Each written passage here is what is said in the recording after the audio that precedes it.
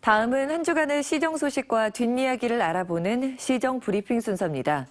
지난주는 오거돈 시장의 점심 식사 장면이 큰 논란이 됐는데요. 과연 무엇이 문제였는지 이두원 기자가 짚어봤습니다.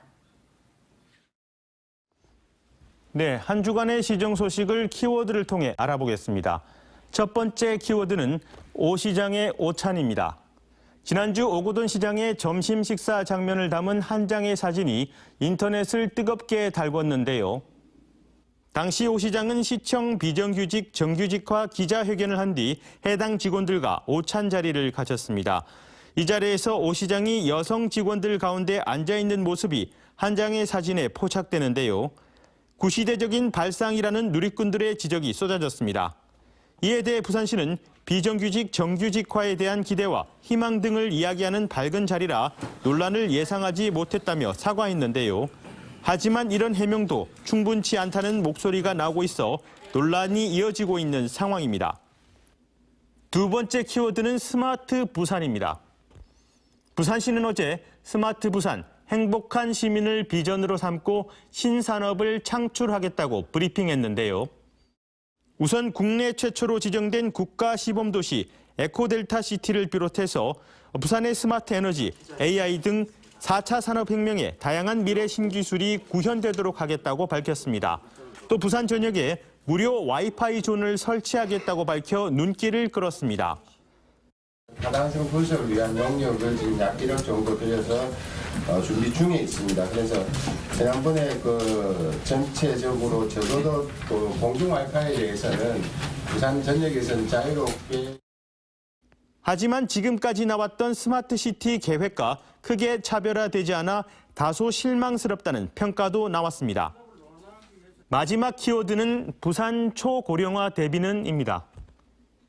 부산시는 지난 13일 부산을 포함해 전남과 경남 등 우리나라 남해권 4개 도시와 일본 야마구치, 후쿠오카 등 일본의 4개 도시가 참가하는 한일해협연안 8개 도시 지사회의를 열었습니다.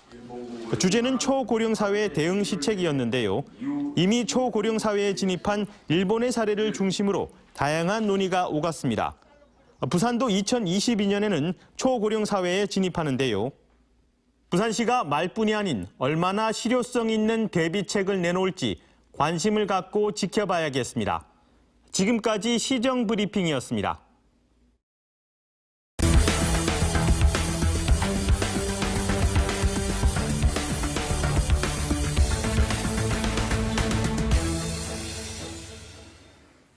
어제 저녁 7시 반쯤 강서구 생국동의 한 고철 수집 공장에서 불이 나 1시간 만에 꺼졌습니다. 다행히 인명피해는 없었지만 불길이 지붕으로 옮겨 붙으면서 급격히 확산돼 소방서 추산 3,500만 원 상당의 재산 피해가 났습니다. 경찰은 직원이 모두 퇴근해 아무도 없는 상태에서 공장 안에 한 기계에서 불이 시작된 것으로 보고 정확한 화재 원인을 조사하고 있습니다.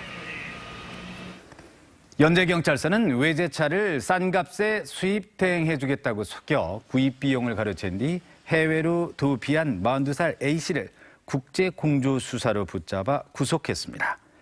A씨는 지난 2009년 7월 중순쯤 수영구 망미동에서 외제 자동차 수입 대행업을 하면서 41살 B씨를 상대로 중고 외제차 스포츠카를 싸게 수입해주겠다고 속여 구입비 명목으로 5차례에 걸쳐서 2,400만 원을 가로챈 뒤 태국으로 도피한 혐의입니다.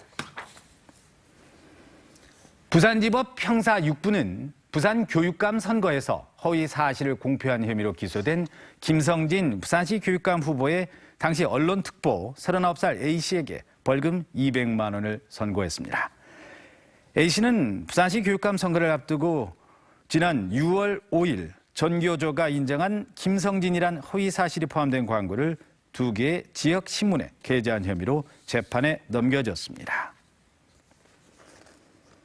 공무원 승진 인사에 개입한 혐의로 재판에 넘겨진 오규석 기장군수의 1심 선고가 연기됐습니다. 부산지법 동부지원은 어제 예정됐던 오 군수의 선고를 미루고 검찰과 변호인의 의견을 뒷받침할 증거에 대해서 추가 사실 조회 등을 요구하며 변론을 재개하기로 했습니다. 오 군수는 지난 2015년 특정 공무원을 5급으로 승진시키기 위해서 승진 대상자를 늘리도록 지시하는 등 부당한 압력을 행사해 직권을 남용한 혐의로 재판에 회부됐습니다.